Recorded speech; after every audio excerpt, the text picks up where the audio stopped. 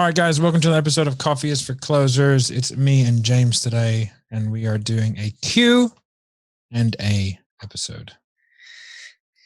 Awesome. Looking forward to it. There's some pretty good questions we've got in here. We might not get through too many because I imagine the answers will be pretty deep on them.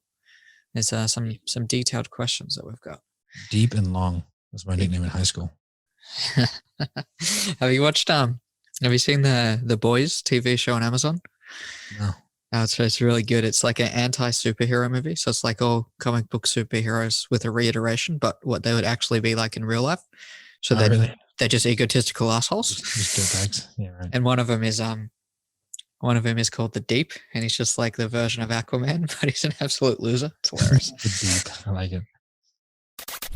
If you listen to this podcast, you will make your first million within 3 years. I'm going to repeat that. You will make $1 million within 3 years of the first episode you listen to. We don't want pikers. We're not here to save the manatees. We're here to make podcasts. You really want this. You listen and review. Put that coffee down. All right, guys, we're back. I hope you enjoyed that lovely intro. Yeah, let's just get into it. Today's a Q&A episode. This is going to answer questions of people who were in our Closing Code Facebook group. A link will be in the description.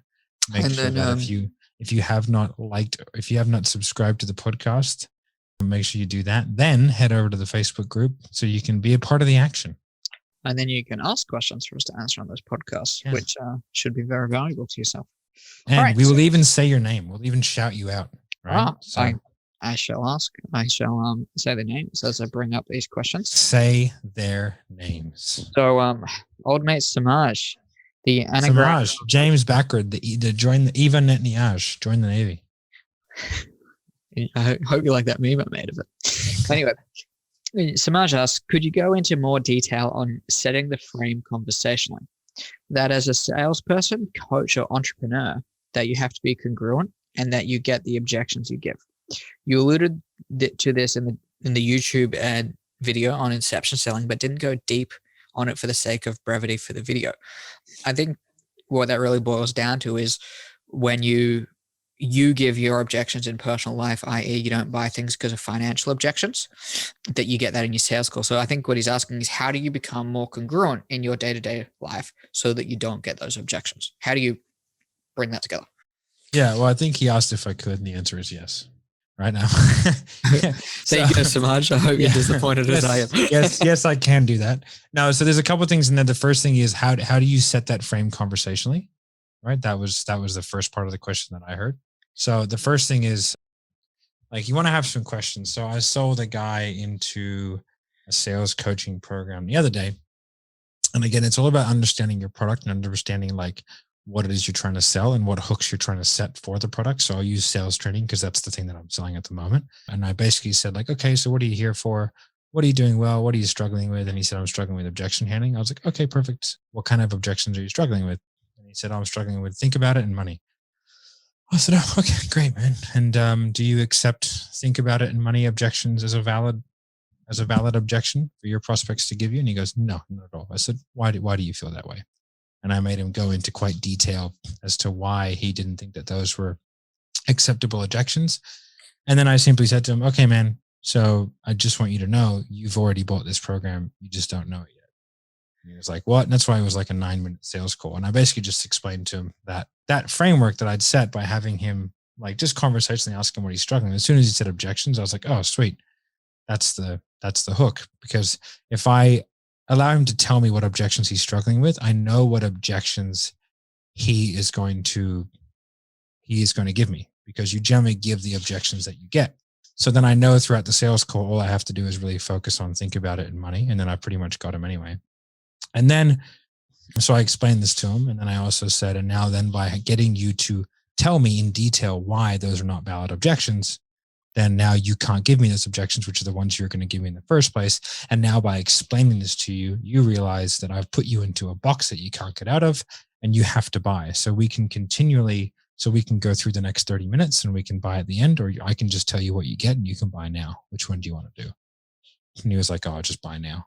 And so I saw something that I could grab onto. Now, I wouldn't normally do that, but I was kind of tired and couldn't be bothered having a long conversation. So I just kind of went for it, and I knew I could probably figure it out because I'm pretty good at objection handling.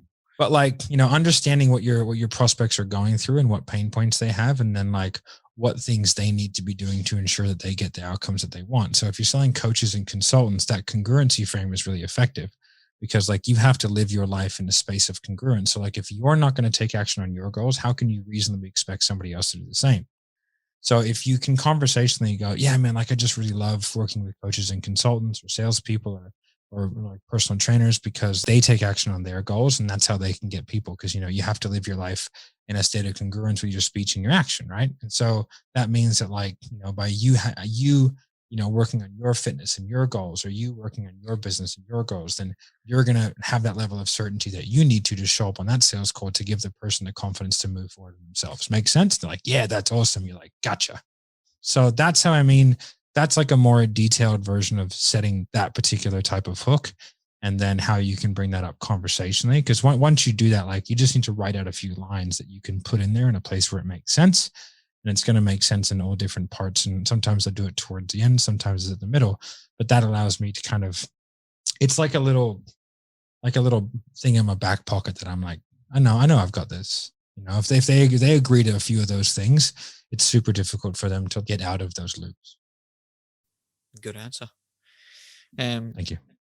And then for people that aren't congruent with the actual objections that they get, other than buying stuff, what's the best way to get on that page? I think you just got to have a look. And, I was talking to a sales guy the other day, and I think the one that he really ate was like, I need to sleep on it objections, because like, that's how he does it. So I think as a business owner, as a salesperson, or as a coach or whatever, like you have to be like the action taker.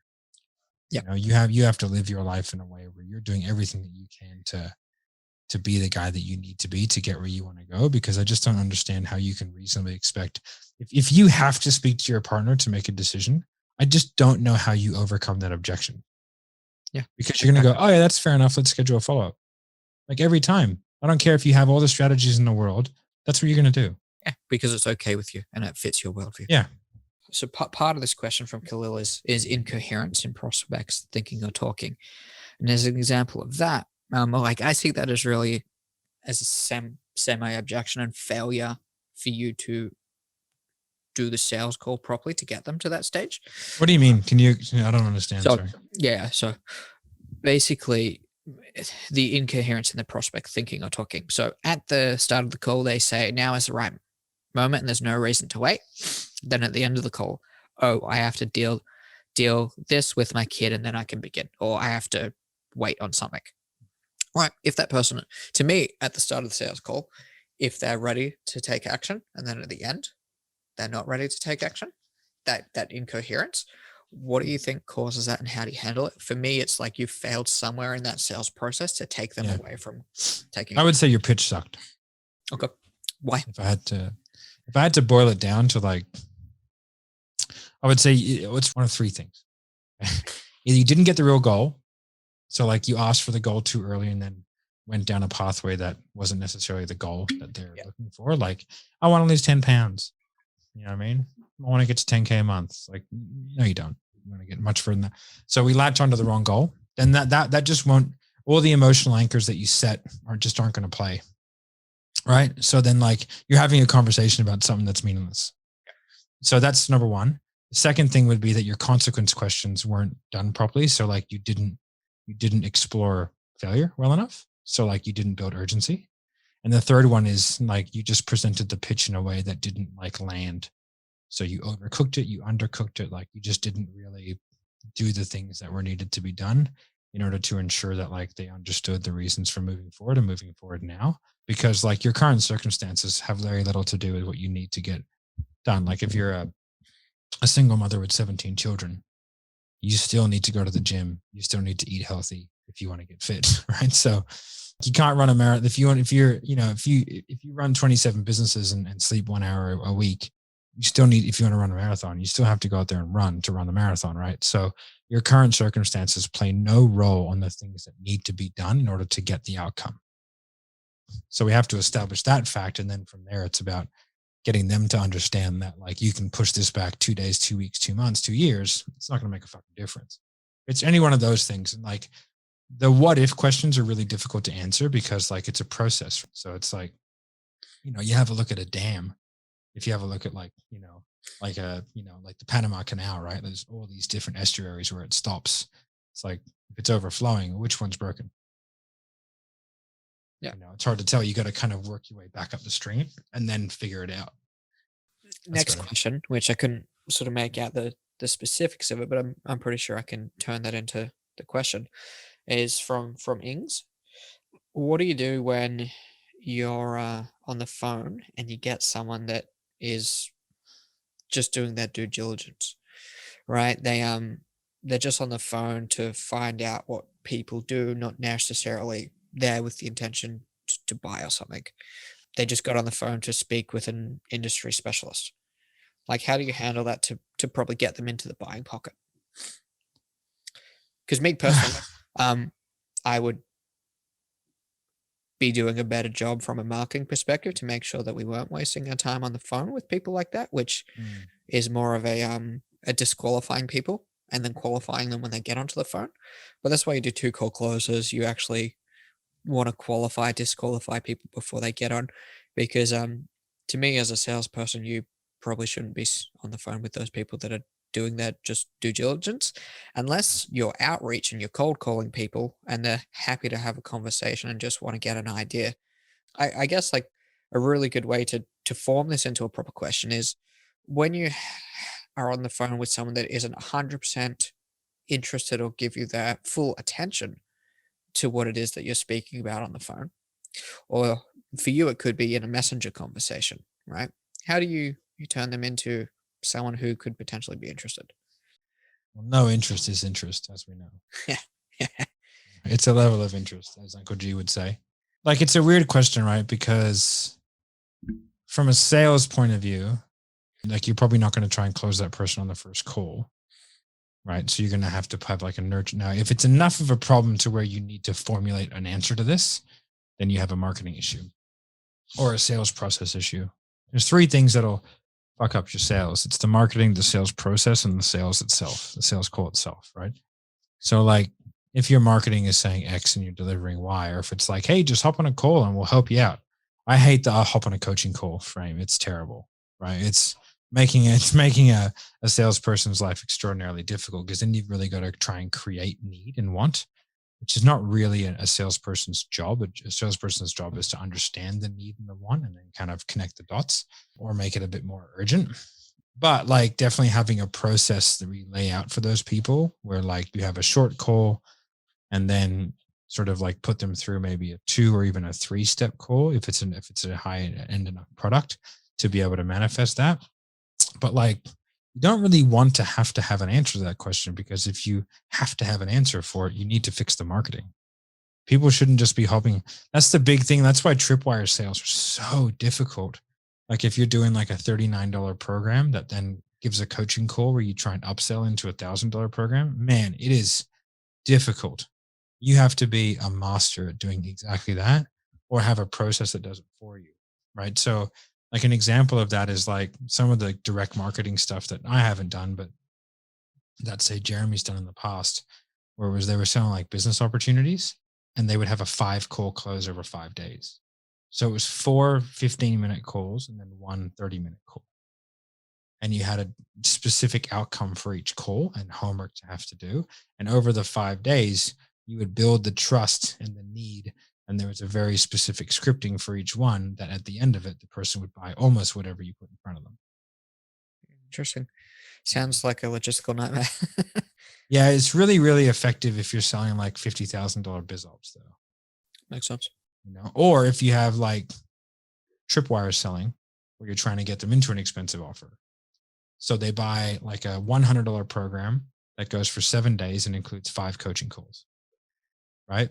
Those coaching calls can be designed in a way where they turn into sales calls, but it's very like follow the bouncing ball, and it's very deliberate. But you'd really want to have a dedicated sales team and the program's going to want to be expensive enough, and the comms are going to want to be at least 20%. Yep. So that's kind of how you do that. Cool. You know, like some of those BizOp guys are given 30% comms. Yeah, because You know? of the pure workload that they have to put in to achieve a sales. Yeah. And because, those things are here for a good time, not a long time. You know what I mean? Yep. So, that's why we don't sell them. Yeah, you got to sell what you believe in. So next one, this is a really good one. Why should I choose you over your competitors? From Dragos. It's funny. That's kind of a loaded question because he has inquired about using us before. Why? I'll give you a reason. Results. Have you seen them? Yeah. I don't think it's a question worth answering. Today we were on a pitch call, sort of a pitch call. They thought it was a pitch call, but I was like, no, dude, you pitch me. Why should I bother? Was really the answer. I make more money than you. I have more successful business than you. We have the solution. You have the problem. Yeah. Why do we? They started grilling me, and I was like, and they asked me that. They're like, so why can you do this and why can you do that? And how do you ensure that you represent our brand enough? And Marco started to talk, and I just went, blah, blah, blah, blah. And I was like, the answer is because it's our fucking job. And I said, and we're really, really good at it. I was like, so the real question is, why should we consider working with you? Because we're the proven side of the table. You guys have a 15% close rate. I don't know if it's your sales or your marketing. Yeah. Chances are it's both. So I have the proven entity. You guys are the X factor. So what are we doing? I don't think it's a question that's worth answering in nearly any sales environment. And I wouldn't use necessarily a deflection tactic, but I would sort of say, well, of course, I can give you 25 reasons as to why I think I'm better. I've seen the back end, but I'm not and I'm sure that if I was on their side of the table, I'd think that we're better. I think that, you know what I mean? I go, it's just a perspective thing. I think we're the best. It's why I work here. And I take what I do quite seriously, and I want to help as many people as I can get into a program that I think is good for them. That's why I do that. But why are we better than somebody else? I can't really answer that question ethically. Yeah. So why are you on this call? What drove you to us? That's probably going to answer the question. But if you want me to talk about people that I don't know in a program that I haven't done, I think I'd just be blowing fucking wind up your ass if. Yeah. And why would you ever talk about the things that you guys don't do well, as would any of your competitors? Yeah, it's when people say oh, can you send me testimonials? Can I speak to a client? I go, you want me to send you to my best client? Of course. I was like, yeah, I can just send you to the guy who's the most successful person in our entire coaching organization. Would you like to speak to him? Yeah. Which is no. Or do you want to speak to the person who paid for 12 weeks up front and never even showed up to a single call? Do you want to talk to that guy? Which one? Because they're both the same program, very, very different outcomes. So are you looking for a reason to sign up or a reason not to sign up? Because the only people that I'm going to send you are people who have had pretty phenomenal experiences. Exactly. So I don't know, what is it that you want to achieve out of having that conversation? And usually that pretty much stops that, nips that in the butt pretty quick. And it's funny. It reminds me of that really funny line from The Wolf of Wall Street. Don't judge me on my winners. Judge me on my losers because there is so few. Don't judge me on my winners, John. I ask my clients to judge me on my losers because I have so few. The next YouTube video that's coming out is me doing a review of all those famous sales. Nice. That'll be fun. It's already been flagged for copyright. It's all good. Of course. Yeah. We'll have to edit. It's just been uploaded. It's not good though. It's not a copyright strike. It's just there's fair use. Yeah, cool. It is funny. That point just brings me to something else. Just to go on a little bit of a side note. We had we don't do tangents on this podcast. No, not at all. I don't know if you know that. Speaking of tangents, so we had this guy who didn't sign up to the program. He wanted to speak to a client, et cetera, et cetera. And the reason he wanted to speak to a client, it was for what was the offer? It's a small-time business coaching offer for semi-rookies to help them find their niche and develop an offer. Yeah. And he wanted to speak to clients, and the client of ours really wanted to get this sale. And the guy, said he's been burnt because he's done heaps of other courses. Like he did traffic and funnels, he did Sam Ovens, he did this, he did that. Here's the problem. Everything.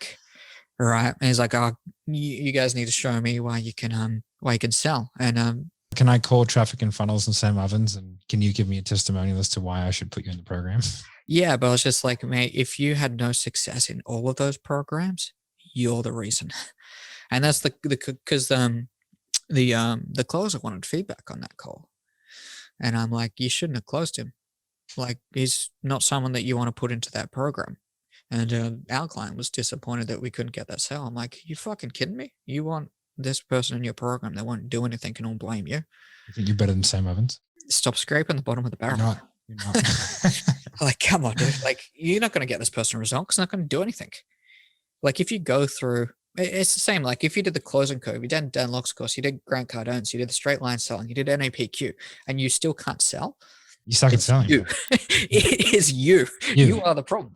You suck at selling. So it's the same thing with business. Like, if you go through all these programs, it's like you didn't put the fucking work in. And these are the guys that are. These are the same people that are on coffee dealers like videos that saying, "Oh, this program didn't work for me." It's like, yeah, I'm sure that maybe that program wasn't the best in the world, but you can still take valuable lessons and get a lot out of it if you actually put the work into it. Absolutely. And even some shit programs, I've gotten some good value out of it. Yeah, and the first step to getting good in any of those examples is, even in bad situations, taking out the good things from it and applying that to get better. So anyway, the tangent over. So tangent rant over. Next question. This will be a big one, right? And you kind of slightly touched on it before. Are you talking about my penis? No, not at all. I said a big one. And you touched on it before, whether it's marketing or sales. And the question from Claire, and it's funny that she asked this because, long story short, but at what point can you intelligently decide the lead quality is the problem versus sales skills? Depending on where you're at in the business, you should have numbers, you should have structures, right? And the best way to figure out where the problem is putting a constant in place. And what I mean by a constant, like air quote constant, is a proven entity that is successful. All right. And the way that you would do this in deciding whether it's a lead quality problem versus sales skills is by having a very good salesperson in there that closes at a very high percentage on very many other things. And if we put so for instance, like Claire's, if we were to go ahead and put a proven sales guy that absolutely crushes it on every other account, particularly in that niche, into that business, and that constant can't close those leads, or their close rate significantly drops, that's an issue with lead quality. All right. Yes, it is. If preach it. If we put in a very good sales guy and they sell the shit out of your program, it's an issue with the rest of the team's ability to sell. And we've had both. Absolutely. Yeah. I think you have to have objective, unemotional data. Just like I said, I think before, there's three things that are going to really affect your close rate. The first is the words that come out, the noises that come out of the salesperson's face, right? Is the first thing, but that's like a very downstream thing. Next is the process that they go through. So do you need a 1, a 2, or a 3 cold close, whatever? And then is the marketing. Does the market, message, and match all line up to where like your content is doing stuff like, you know what I mean? Like it all lines up. Like you're not like advertising, we're going to get you leads and then you have a coaching program. Like that shit doesn't work. People don't like it. So they're showing up for X, you're giving Y. Like that's a real problem. Even if they are good leads, they don't want what you have, So like that's an issue. So you've got to be able to unemotionally look at all those things. And then from that go, this is the problem, and then go, okay, cool. Let's fix that. Let's fix that problem. Let's work on the lowest hanging fruit. The hardest thing to do is make salespeople better. That is the slowest process out of all those things. If you can identify that they're bad by listening to calls, it's like, okay, we know that they're not great. So, but that's going to take a while to fix, or it's going to take a while to find somebody good. So let's make sure the marketing, because like I think 10 to 15% of people should just buy by picking up the phone. Yeah. Like at least 10%, right? Should be like, hello, do you want to do it? Yep, sweet. Okay, thank you. Bye. That should be 10% of people if the marketing is good. And 10% are never going to buy. And there's 80% in the middle that it's our job. So if you have like a 10% close rate, you should be able to sell that from a webinar. Yeah. That 10% close rate you'd be getting if the salesperson was bad. It's essentially zero, right? If you had a call center in India taking your calls, you'd get that 10%. So like, that's a massive red flag. Like, I don't think your sales guys can be that bad. Yeah. You know? And so when we've taken on a few accounts recently that have really, really low close rates, like 5, 6, 7%. And I just told like, I had one of them last night, had a meeting, and I was like, okay, like, because we're only just starting with them, it's Brendan. I was like, okay, like we need to figure out if it's the marketing though, because I have a feeling it's a bit of both. The sales team sucks, but the actual leads might suck too. So let's get somebody in to fix the leads. We'll come in and fix the sales, and then it'll all work out over the next couple of months. But like if you're trying to fix a lead issue with sales and trying to fix the sales issue with leads, if you have like a rock star sales team, you can make bad marketing look okay. Yes. But if you have a shit sales team, it's hard to make good marketing look bad. Like even like an average sales team, they'll get 20% if the leads are really good. Yeah, famous. Like which we've seen, like is when we came in and took over Tribe of Buyers, they had a pretty decent sales numbers, but when we came in, it quadrupled. I think there was a very famous quote by a guy. I think his name was Zabuna04, and he said that. And there was a really famous quote from a guy. I think his name was Zabuna or something like that. Maybe he wasn't that famous, but like a legend. Great marketing makes for a weak sales team, and weak marketing makes for a great sales team. And that's what we're finding here. But going back to like, you mentioned like listening to their calls and see how they are.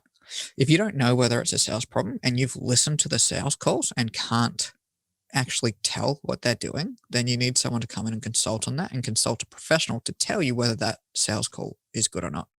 Also, like a really good analogy for those questions in problem solving, things like that. Is it this or is it this? That's the problem. As I said, like with that constant, like a great analogy is like, I've got a mouse here, right? If this mouse stops working, there's probably one of two problems, right? The problem A, the marketing, is that something is broken with this mouse, right? Problem B, the sales, the batteries are the problem. Okay. Now, if I have a perfectly working keyboard, right, and I know that works, I can take the batteries out of that and put it into the mouse. Okay. If the mouse no longer works, and just note in this case, the batteries are the constant. All right. If the mouse doesn't work with those new batteries, the mouse or the marketing is broken. If it works with the new batteries, then it was the batteries or the sales that was the issue.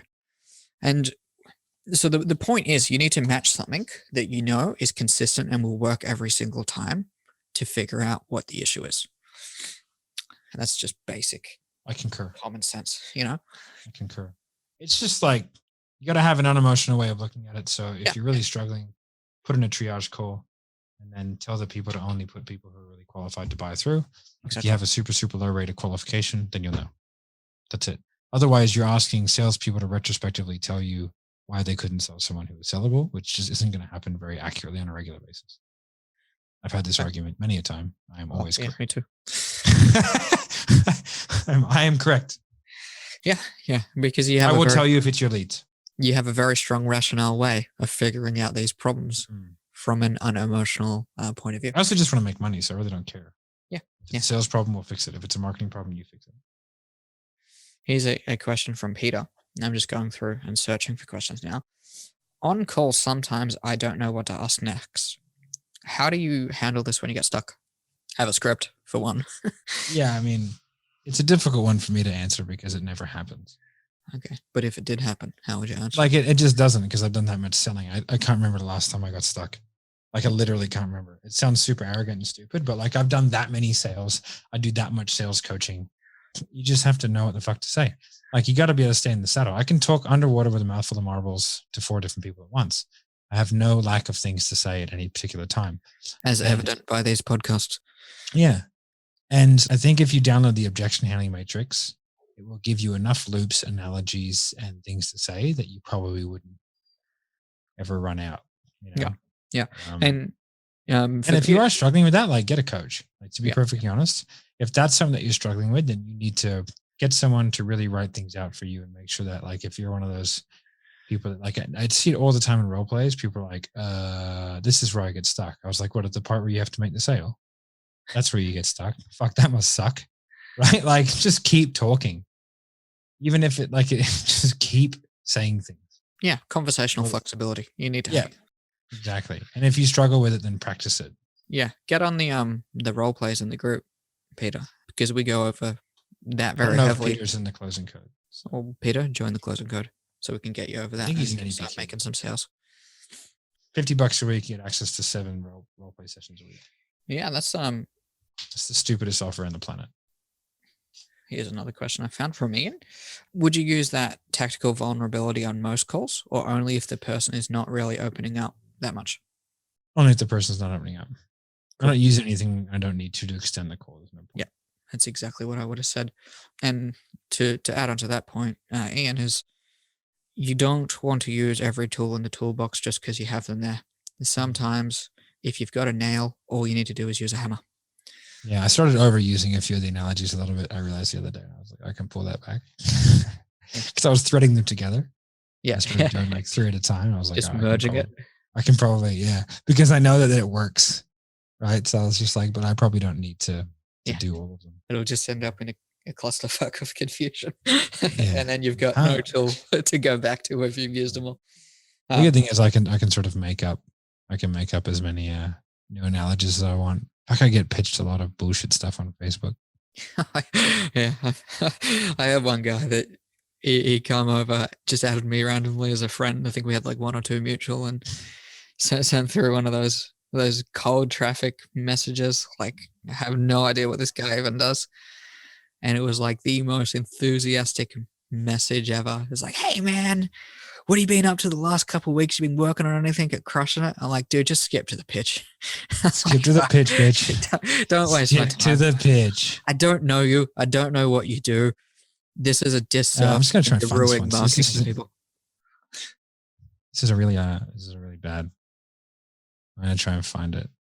Hey Matt, it's been a while since we connected. How are you? I just got introduced to something I am excited about, and I really feel compelled to share it with you. I thought of you because you're an open and you have a great personality. When can we chat briefly? I said, no thanks. I can tell by the text that this is either MLM, crypto, or Forex.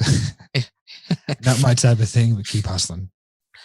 I have the opportunity to get you in on the ground floor level of this new organization that I'm working with.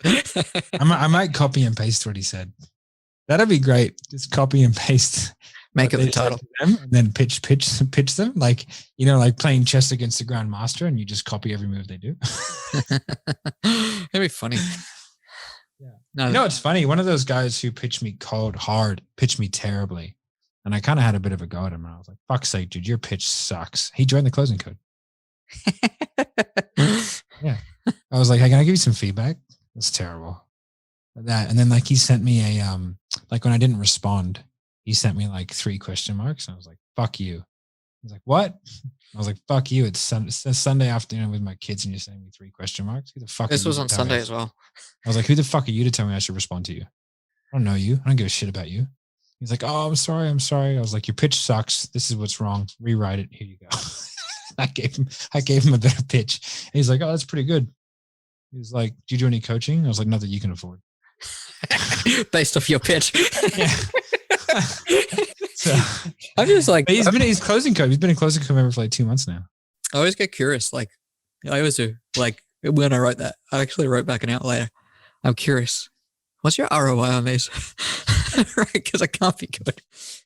Yeah. I mean, like, I'm never like mean to them unless they're a dick, because like, I just understand like they're just in a situation where they're trying to hustle and make cash, and like, I don't hold that against them. It's like why door knockers come to my house. I'm super nice to them. Door knocking's fucking hard. Cold calling is hard, so like, just be polite to them. But like, if someone's rude to you, then fuck them. Yeah. Yeah. It's a tough gig, man, trying to cold DM people on Facebook. Don't message people that you haven't done your research on, because I went back through his profile later and it was like stuff that we're clearly better than him at. You know what I mean? Yeah. It's like, come on, man. Like you have done zero research. You could have clicked. I had a guy reach out to me in the day and he was like, hey, do you want to join my sales group? And I was like, oh, yeah, okay. And I was like, not really. But he sort of was like, okay. I was like, I sort of ignored. Then he came back and he's like, oh yeah. I was like, oh yeah, sweet. I'll join the group. And then he's like, hey man, I have noticed your profile and it seemed like you're pretty good at sales. I'd like to offer you a potential position within our Inner Circle program. It's like selective only. I was like, hang on a second, champ. I was like, first of all, don't pitch me. I was like, I know what you're doing. But I was like, well, okay, can I be perfectly frank with you? He's like, yeah. And I was like, has anyone ever made $100,000 in a month of pure comms? I was like, because if there's no one there that's done that, I don't want to be the best guy in the group. That seems useless to me. And he was like, no. And I was like, all right, cool. Then like, good luck with it. And then he sort of asked if he could book in a chat with me. I'm more, me, I'm a development guy. I'm more than happy to pay whatever people want if I think they're better than me. If it was like, yeah, we have one guy that makes $250,000 a month in pure comms, I'd be like, how much money does he want? What's he doing? I would be like, hey, can you introduce me to him instead? Yeah. I'd be like, yeah, that's awesome. Let's go ahead and do that. But I don't like, I had one guy that, this is getting a bit tangential. You guys can leave if you want. No one has to be here for the rest of this podcast. But I had one guy that was like, hey, I did some snooping around on your profile and was really impressed with this. I was like, oh yeah, you did some snooping, did you? He's like, yeah, it caught me. I got, how many kids have I got? And I was like, and you need to answer in the next minute. Otherwise, you're just looking at my profile. And he just didn't reply. I was like, gotcha. You got to just go through my photos. You see, I got 2 kids. Just for the guys still listening, this is no longer a podcast. This is just a standard conversation that we have on a day-to-day 12 times a day. Marco tried to fucking sell me on something today. He's trying to sell me on something to do this and this. He's like, we can do this. I was like, Marco, don't use my lines on me. He's like, that's totally, he goes, I totally understand, and that makes total sense, but I just kind of wanted to understand the rationale behind why you might do that. I go, hey, fucking time out, bro. I taught you that. Fuck you. It was really funny, like, because I opted in to test a few of the things to give them feedback. Dan messaged me. I just wrote back. I'm like, is it Dan or Marco? Yeah. He's like, yeah, I understand your concerns. I'm like, hey, if this isn't Marco, put me in touch with the boss. I'm not speaking to it too wisely. It seems funny. He had no idea to handle it. I'm like, Marco needs. Funniest thing is that Marco needs to train you better. I was messaging Andrew Crozy. Andrew reached out to Jeremy, but it was Marco reaching out to Jeremy, but I was replying as Jeremy. And so I was trying to sell Crozy into Jeremy's program. Jeremy was trying to sell him into Crozy's program. But it was me and Marco talking to each other. But we both knew it. That was basically, it sounds like a dick measuring contest. Yeah. That makes sense, but how is that impacting you? Yeah. That's fun. Oh, that's funny. It's funny. All right, I think that's enough. I was going to say, I got nothing else to talk about. I don't want to see your face anymore. All right, guys. I hope you enjoyed that episode of Coffee is for Closers. I'm sure half of it's been edited out. At least I hope to God half of it's been. But yeah, make sure you like, subscribe. Make sure you join the email list. So there'll be, we mentioned the objection handling matrix in this one. So there'll be a link to the objection handling matrix and also the Inception Selling YouTube video. Make sure you subscribe on YouTube. Make sure you join the mailing list. Make sure you join the Closing Code Facebook group. Like, I think we have let me just check. I think we have 400 members there now, 392. Who wants to be the magical 400th, right? So get in there. We do role plays that you can watch for free every single day. And if you want to join the role plays and get coached 6 times a week for $50 a week, all you got to do is give us that $50 and we'll be more than happy to take it. But yeah, guys, and make sure you subscribe to the goddamn podcast. Half of you fucks aren't subscribed. So let's get amongst it. Subscribe or die. All right, guys. I heard that on another podcast. I thought it was cool. Subscribe or die. If you don't subscribe, you're all dying very slowly. But if you subscribe, you'll die a little bit slower. Yeah. So on that very positive note that mortality is coming and the only thing that we can't stop is death and taxes, I think that we should end it there. See you later, guys. Bye. Bye. Put that coffee down. Coffee's for closers only.